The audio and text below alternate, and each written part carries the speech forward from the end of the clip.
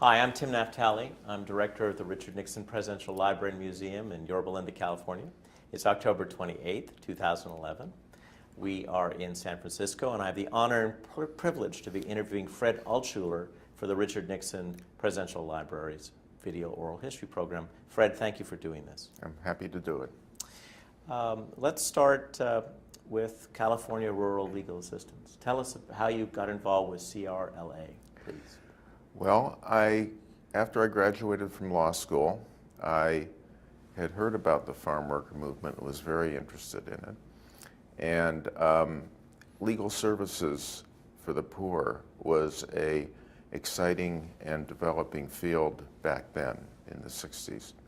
And a lot of very committed lawyers went to law school because they were moved by the civil rights movement and the farm worker movement and other movements. And I had heard about California Rural Legal Assistance, which was then a relatively new organization.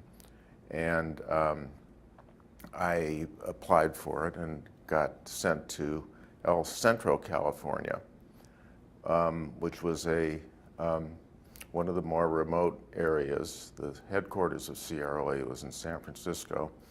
And there were 4 of us who went to El Centro, 4 brand new lawyers. And for some reason, I guess because I had clerked for a federal appellate judge, they thought I knew something about running a law office. So I and 3 other lawyers went to the El Centro office. And I spent 3 years there, and then I went to the San Francisco office in what was called a backup center, which was helping the other offices on major litigation. Could you please tell the audience and the viewers a little bit about who ran, in a sense, who managed and paid for CRLA? CRLA was funded by the federal government under a grant from what was then the Office of Economic Opportunity. And they had a program of giving funds to legal services programs throughout the country. And CRLA got its funding from that. There was, in the period when you were at CRLA, there was a lot of controversy, some of which was generated by the governor of California, Ronald Reagan. What do you recall of that controversy and how it affected your work? Oh, it affected the work of the organization very dramatically because Governor Reagan tried to cut off our funding. And that was a big cause célèbre. And there was eventually an impartial commission of 3 out-of-state Supreme Court justices that was convened to hear the charges against CRLA. The charges involved mostly being in improper collaboration with the Farm Workers Union of Cesar Chavez, which was in the height of its organizational activity at that point. And the commission held hearings in San Francisco, and there were witnesses, and the result was a complete exoneration of CRLA from the accusation that it had improperly collaborated and supported the Farm Worker Union. These allegations, would they not come from the office of the governor? Didn't he have one of his colleagues, one of his friends do this? Yes, the governor had a staff person who was very vocal about it, and I think he was the one who was in charge of mustering the charges against CRLA. Did you ever meet Frank Carlucci? I never met Frank Carlucci. Did anyone come from Washington to advise your group on how to respond to these charges? Not to my knowledge, but I was not in the leadership of CRLA at that point. I was the head of the El Centro office, and we were the seat of some controversy. Tell us about your interactions, if any, with the Chavez, with Cesar Chavez and the California Growers Union, Farm Workers Union. We certainly never had any kind of collaborative activity on union organizing. We did set up a farm worker clinic in the Imperial Valley. And Cesar Chavez was not very supportive of that, because Cesar had the view that the union should be the source of helping farm workers, and if there was a clinic, it should be a union clinic. And we met with him in Delano and had an interchange with him about what the clinic was about. And that's the only interaction I had with him. At one point, there was a strike in the melons in Imperial Valley, and the union was very active in trying to mobilize the resources that it had in Imperial County. And there were some union lawyers who attempted to come in and use our law library and use our facilities at the CRLA office, and I had to kick them out because I said that, you know, CRLA can't be associated with the farm worker union. And so that ended our contact. The term legal assistance is seemingly abstract, maybe abstract to some of those who are listening. Could you just give us a couple of graphic illustrations of why it was felt that there should be that office? What were the kinds of things that people needed from the CRLA? People needed day-to-day legal representation on things like welfare cases. Someone's welfare was cut off, and you know, they obviously needed the support.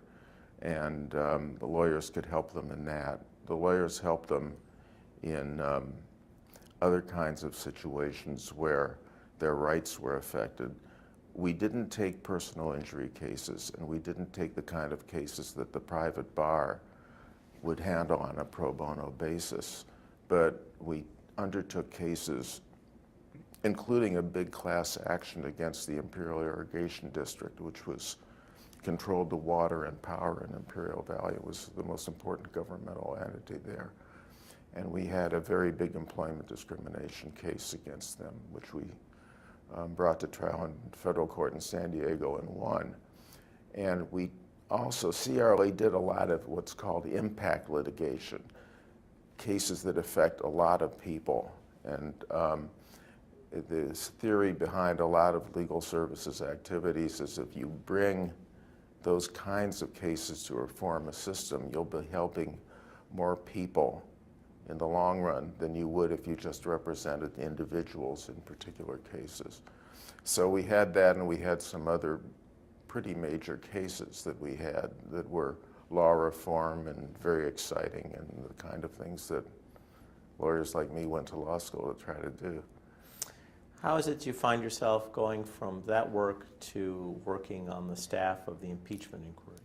One of the lawyers in the head office of CRLA had worked for John Doerr in the Civil Rights Division of the Department of Justice when John Doerr was the head of that. And that was the contact I had with John Doerr, who was the counsel on the impeachment inquiry staff of the House Judiciary Committee. So I went and I interviewed with him, and I was either there or one of my first days on the job. He came very close to firing me because I referred to something as a political issue. And it was very clear, he's very strict about that you can't do anything partisan. And when I used the word political, his face lit up, and you can see he was really, really very sensitive to that. And I had to explain that by political, I didn't mean partisan. I meant what the system would be in terms of adjudication by the Congress about the role of the president. That's one illustration. Can you give us some other illustrations of how Mr. Doerr tried to set a nonpartisan tone? Because, of course, a number of you, there were Republicans and Democrats on the staff. Some of you have been politically active, some not. How did he try to set the right tone? Well, he was very, very meticulous about doing that. the staff was an integrated staff in the sense that there wasn't a minority staff and a minority staff at the staff level. I had an office that I shared with someone who was a, quote, Republican appointee, and the staff was structured that way on a complete level. Everything was, you intermingled the appointees, but you also had really very careful separation from the political climate that was going on.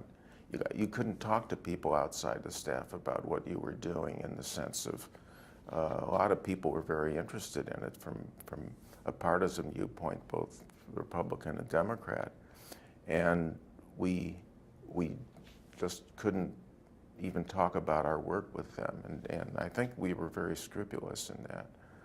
The staff was housed in a separate area in the old congressional office building, so it wasn't on the Hill. It was a pretty confined group of people who stuck together because we weren't at liberty to talk at all about what we were working on. And there was, I think in the whole history of the impeachment inquiry, there were no leaks from the Judiciary Committee's impeachment staff, and virtually no leaks at all until the hearings became public and people started talking about it. And I think that the nonpartisan character of the staff influenced the committee itself. Remember, at the end of the hearings, there were a number of Republican votes for impeachment. And I think that my perception of the public image of the whole impeachment inquiry was very supportive and very favorable. There have been 3 impeachments in the history. There's Andrew Johnson, there's Richard Nixon, and there was Bill Clinton. There were impeachment inquiries. And I think the impression that history has of those is that the only one that was really legitimate and successful was the Nixon impeachment. And I attribute that to the fact, well, 2 facts. First, it was done in a very judicious fashion. But second, the issues in the Nixon impeachment were really different. They went to the core of the presidency. The issues were whether he had abused the presidential power by using operatives against the opposing political party, by having tax investigations made of his political opponents, and by doing other things, using his implements as a president to harm his political opponents. And that's just a huge difference between that and Bill Clinton, which was about an alleged personal impropriety with a female, and Andrew Johnson, which was, as I know about it, also very, very partisan in its character. And I think the legitimacy of the impeachment process that ended up with his resignation is something that the country can be very proud of. When do you join the impeachment staff? What month? Is it January and February of '74? I don't recall. It was early in '74. When you accepted this assignment, how long did you think you would be in Washington on the staff? Was this going to be 6 months, a year? Did you know? Did they give you a sense? I don't think we really had a sense of that. At least I didn't have a sense of that. I mean, people had to uproot themselves and move there very quickly. And I didn't have a family, but people with families were very rushed and had to find housing and do all of that. But I didn't have any idea how long it would last. How long had you been with CRLA? 4 years. 4 years. So, What tasks were you given when you arrived in Washington? Well, as I recall, I was assigned to the group that was investigating allegations that an organization called AMPI, which deals with milk price supports, had received improperly political favoring consideration by the Department of Agriculture. And there were allegations that this was a political payoff to the milk industry, and whatever it was just didn't pan out. There was really no basis to see any presidential misconduct in whatever happened. And that was what I did initially. Later on, I don't remember exactly what I was working on. I mean, people were doing things like editing and fact checking and site checking and doing other things. But that was my first assignment when I got to the staff. Tell us a bit about the effect of secrecy on staff cohesion and morale. Oh, it built a lot of cohesion. We really couldn't talk about anything political with anyone else, and in Washington it's all politics. So I think people stuck together very closely, and there were a lot of close bonds that were formed by that. And again, excuse me, it's, Republicans and Democrats together, because the staff was integrated, it was treated as a whole. And I wasn't aware of the party affiliation of the person in the desk next to me for several weeks because we just never talked about that. It wasn't a factor. Who was the leader of the group that you were working with? I mean, when you were working on the milk fund matter.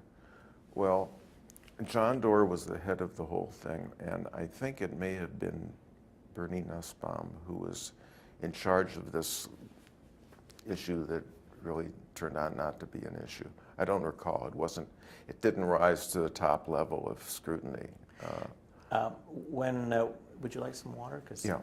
Go ahead. We can talk for a moment.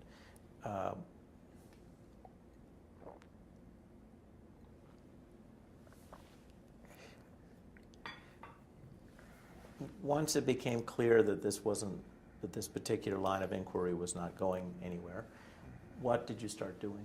I can't recall. I think I worked on miscellaneous things that came up. The format of the staff's presentation to the committee were what was called statements of information, which I think is significant because the staff didn't come in with briefs on one side or another. Its role was to present the committee with a list of facts, usually in chronological order, of underlying what the issues were. And we didn't take positions, we didn't make recommendations. So there was an incredible amount of very thorough fact checking because you would have a sentence saying on August 14th, the president telephoned Joe Smith. And you had to make sure that there was evidence underlying the facts, and you basically, that fact, which was listed on a list of facts, was supported by documentary evidence, all collected in loose leaf binders. And one thing that had to be done was a tremendous amount of fact checking to collect any substantiation that you had for a statement that was made, and to organize and present it in a way that the committee could go and see it by flipping through a notebook. So did you help craft some of those? Yeah, I did. It was John Doerr was very meticulous that every sentence had to be not only clear but substantially justified. And so you would pour over loads of documents to make sure that anything you said was supported and to present the supporting information. So that just took a lot of work. What do you remember of, would you like some more? Yeah, sorry, I've got That's a little okay. cold. No, that's all right.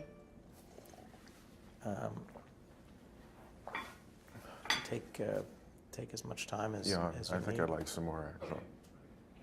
Let's stop for.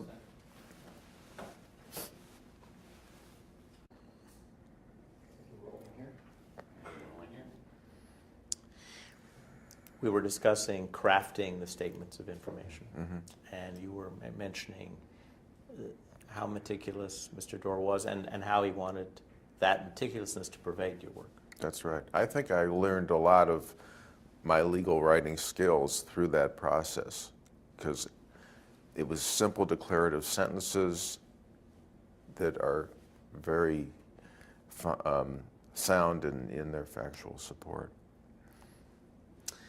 I wanted to ask you about what you remembered of staff thinking just before the votes. Was there a sense that that there would be bipartisan support for some of the articles of impeachment by the time the votes came? Well, that was the hope, that one way or another it would be bipartisan. And I think that first the facts themselves spoke very clearly, but the way it was presented in an objective manner, I think helped create the atmosphere that existed for the committee itself and its deliberations. The hearings were closed hearings, and in the sense that they weren't open to the public. And I was impressed with how many of the members actually focused on what was being presented to them. A lot of congressional hearings are places where people make a lot of generalizations, and you don't have a lot of precision in much of what goes on in congressional hearings. And these were very clearly capturing the committee's attention. A lot of the members would ask you questions, and here I was a junior staff member, and I had to field questions from some political figures who were very able politicians, but also very smart, at least when they were thinking in empirical terms. And I think it was a real sound, deliberative process that the committee went through. And I think the tone that the inquiry staff set was important to that. Can you recall any personal interaction that you had with any members of the committee? I don't recall the details, but I know I was questioned about one thing quite vigorously. But I can't recall at this point what the subject matter of that was.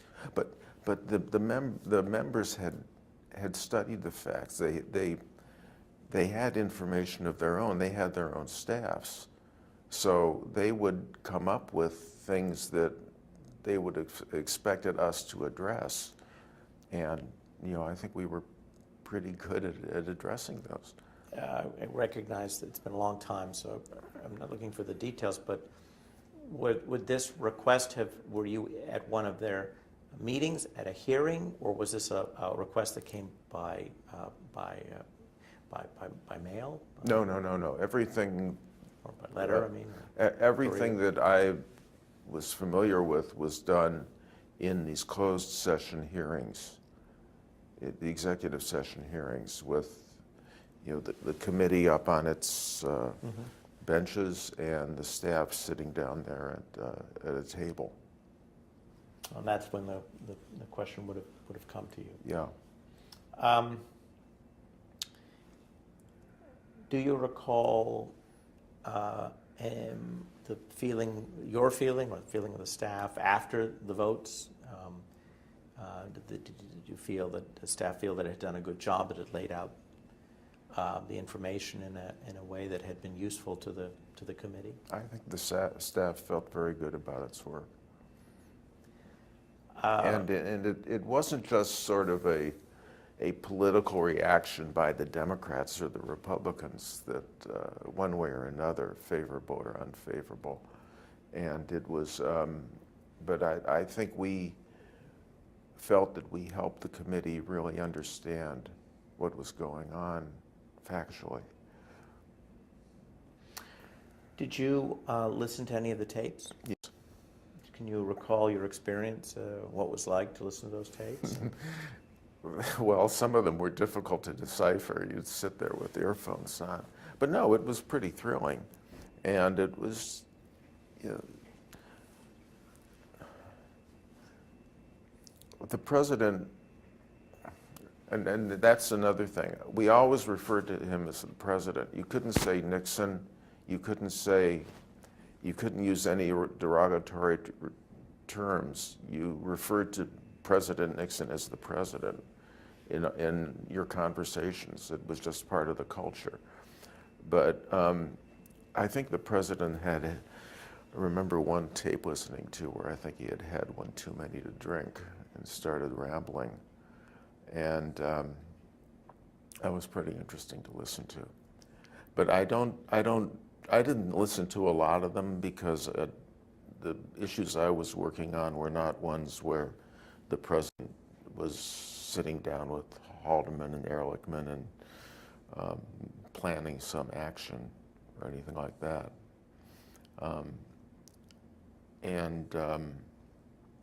You get a little bit of feeling for what he was like, even in brief conversations. Do you recall the committee's reaction when it started to listen to tapes? Well, I really can't speak to But others. were you in the room? They pardon? Were you in the room? No. That hearing? Well, no. As I recall, there were very few recordings played to the committee. The committee had access to a lot of taped material, and they could listen to it. The members, the staff, could listen to it in a separate room. But I don't recall much about the playing of tapes before the whole committee.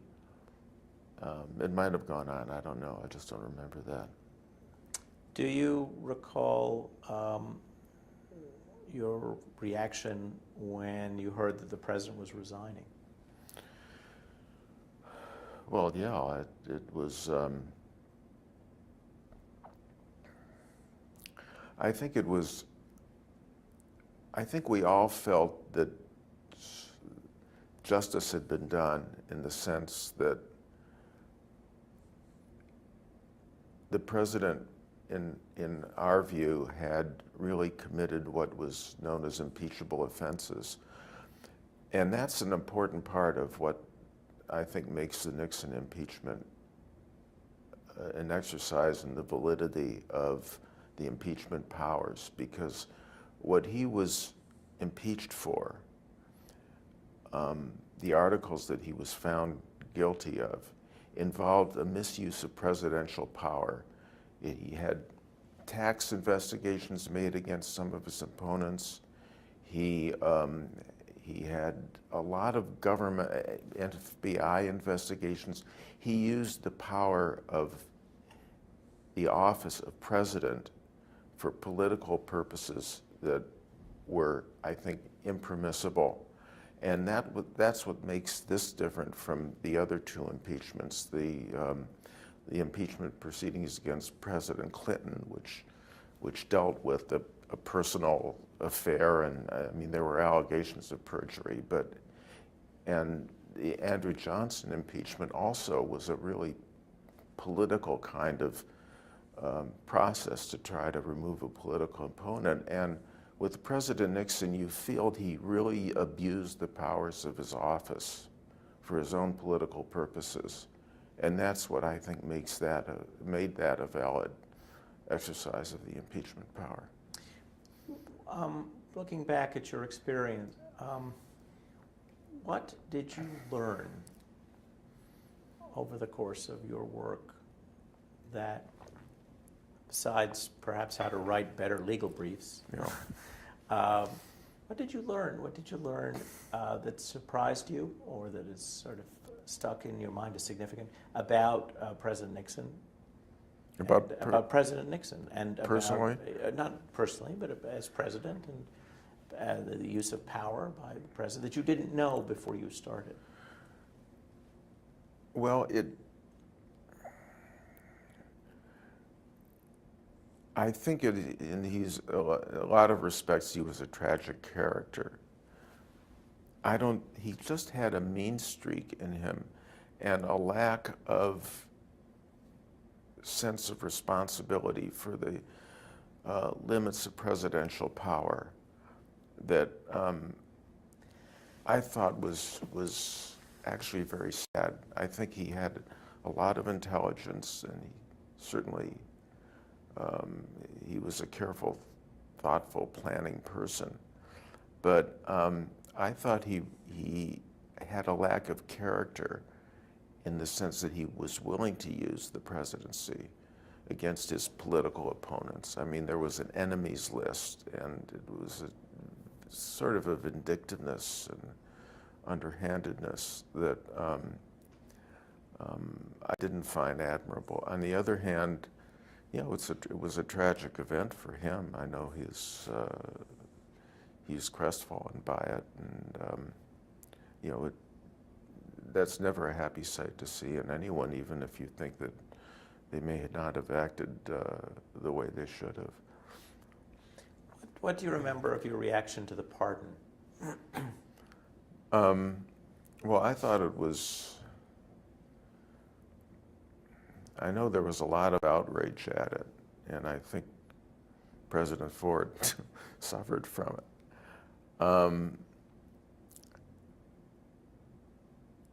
I thought I disliked it at the time, but I think it brought some relief to the country in some respects. I mean, it was a great boon for the Democrats politically, but I'm glad the country was spared the process of going through an impeachment trial and a criminal case too. I mean, I think it would have. I think it was an ending that probably in overall historical terms, is a sort of an anomaly in the fall of Nixon, and I wasn't pleased by it, but on the other hand, I wasn't totally outraged by it, because I thought that Nixon had been shown to have done bad things and was removed from office and was no longer in office, and the country needed to move on. I'm curious what other people thought about it, other of my staff members. Maybe we can talk off camera about that. But I'll also be able to see the interviews. Yeah. When was your last day at the staff on the staff? I don't remember the date. But I mean, what month? I mean, did you stay through August or? No, I want to get home. No, I stayed around for a few days, and then I had to pack up and move out. Do you remember what last tasks you were working on before you left? Before I left? The staff. No, not really. I mean, we wanted to archive everything and make sure that all of our records were in order and whatever, but. Did you make any friends, that sort of long-lasting friends? Oh yeah, yeah. A lot, I mean, we were in this dinky little office building in the Congressional Hotel. We couldn't talk to anybody about politics, so we spent time with each other, and we got to know each other. And I have a lot of lasting friends friendships come Did you out have of any it. reunions? Gosh, I don't think so. I don't think so. I mean, you run into your former colleagues a lot, and they sometimes have gone to common functions. But no, I don't think we had any reunion. I'm not sure it would have been appropriate, actually. You've given us one story, a very dramatic story about Mr. Dorr. Do you have any other recollections of working with him that you might want to preserve? Oh, just that he was very meticulous and very strict about the tone that you had, the respect for the office of the presidency you had. He was a very noble character. So I had a very favorable impression of him,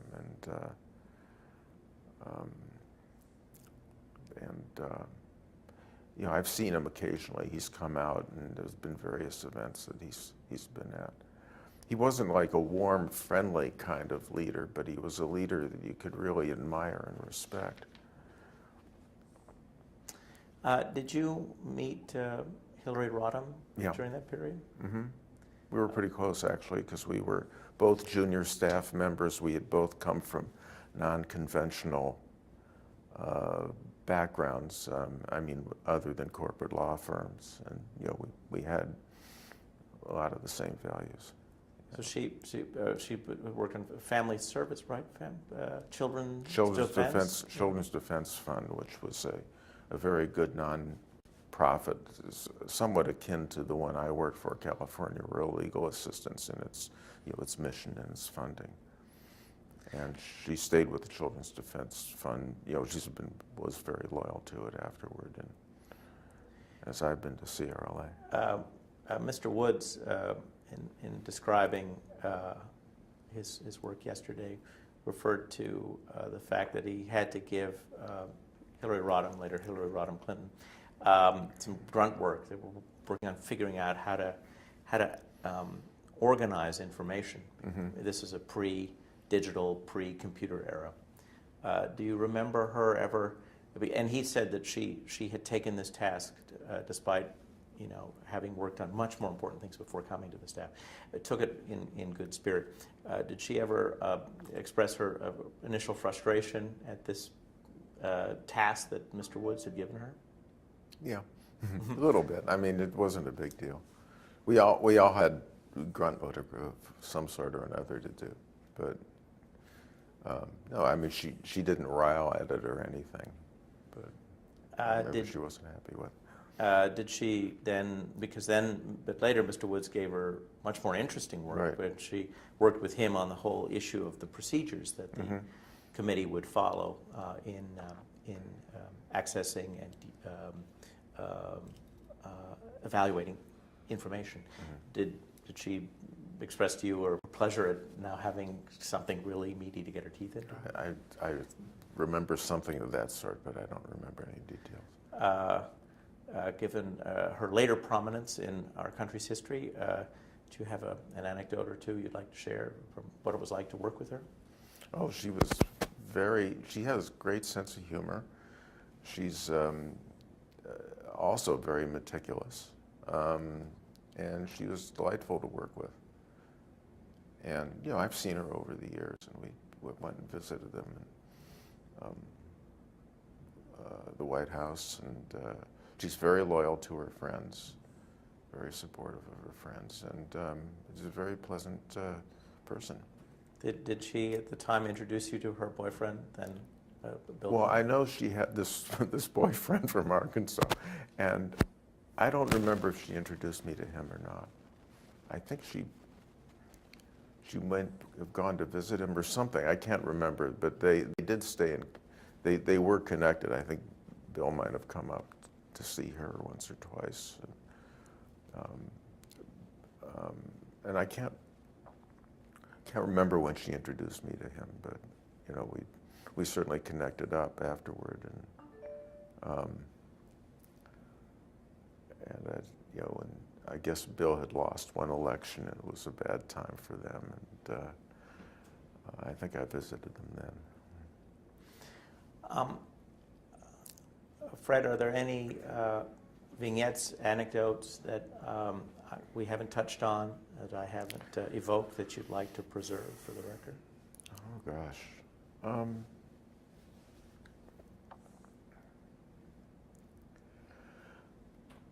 Well, I do feel that I can be very proud of what the work was that I was doing there, and that the process was a collaborative one that I think all of the impeachment inquiry staff can see as a badge of honor. I mean, I think we really did what lawyers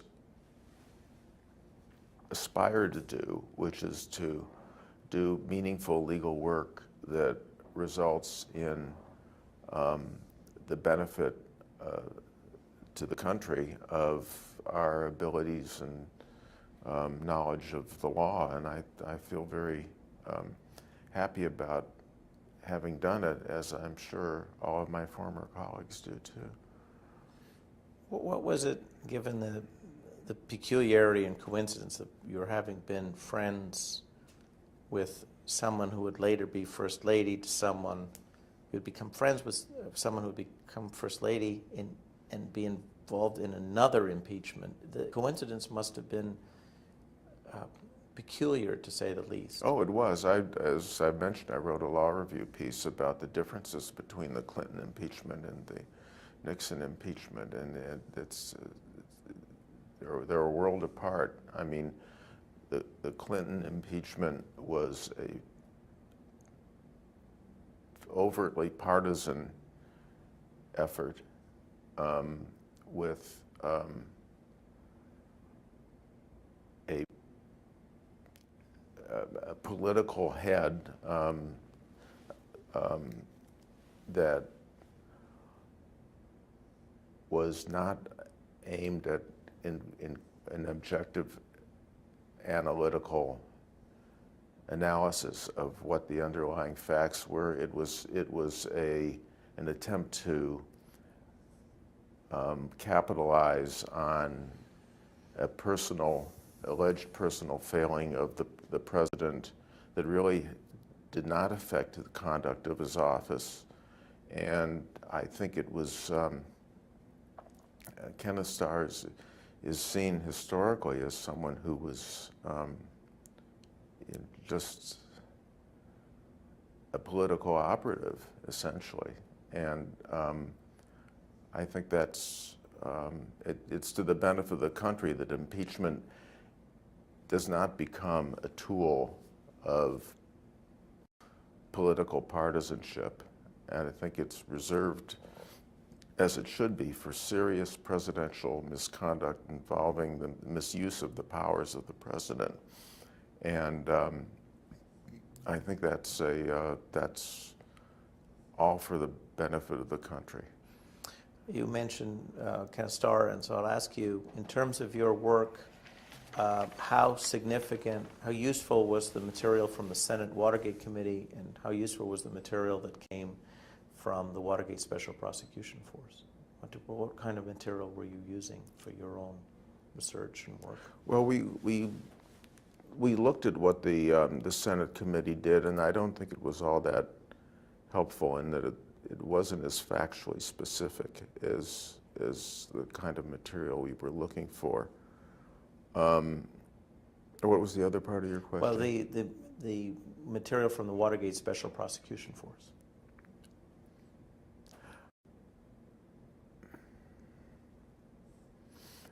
I wasn't a party to whatever material we got from them. I don't know. I don't think it was very relevant. I mean, I know that we dealt with issues of the plumbers, and there was some analysis of that in the committee's in the impeachment inquiry commission's findings, but I don't think that appeared as a major thing, at least not within the scope of the work I was doing. I know that the committee, that the inquiry, didn't do much investigation of its own, but it did some. Since the Senate material was so wasn't factually specific as you required, did you do some additional investigation or research? I wasn't involved in that to the extent that we did. But I'm saying just on the milk fund issue, or the On the milk fund issue, no, that didn't involve the plumbers at all. no, Nothing is. no, I know, but how did you do the research on it? There had been I think some other congressional investigation about that. And I think that maybe the Agriculture Committee, I can't remember where we got the background information from, but as I say, it turned out very quickly to not lead to any presidential action that was at all questionable. Well, Fred, if you don't have anything to add, I want to thank you very much for spending this time with us and contributing to the library's collection. Okay, well, I'm very appreciative of your work on this, I think, very important project. Thank you, Fred.